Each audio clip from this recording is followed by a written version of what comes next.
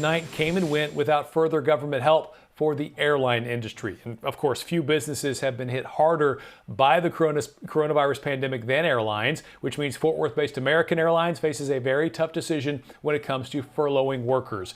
Eric Alvarez is at DFW International this morning with the latest on this story. Eric, in a move that could affect tens of thousands of workers. Yeah, good morning, Mark. American Airlines CEO Doug Parker has apologized to his workers for the furloughs that could affect as many as 19,000 employees as early as today. But for all of those workers, there is some hope on the horizon. In a letter sent to American Airlines workers late last night, Parker says he will reverse the furlough process and recall any impacted workers if the White House and House Speaker Nancy Pelosi can work out a bipartisan COVID-19 relief package.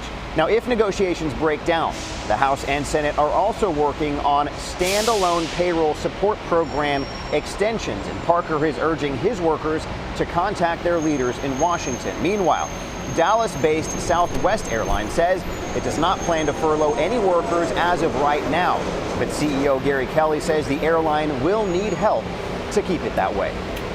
Furloughs will be our absolute last step taken.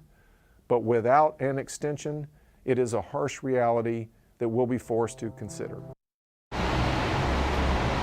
While airlines wait for aid from Washington, another solution could emerge here locally.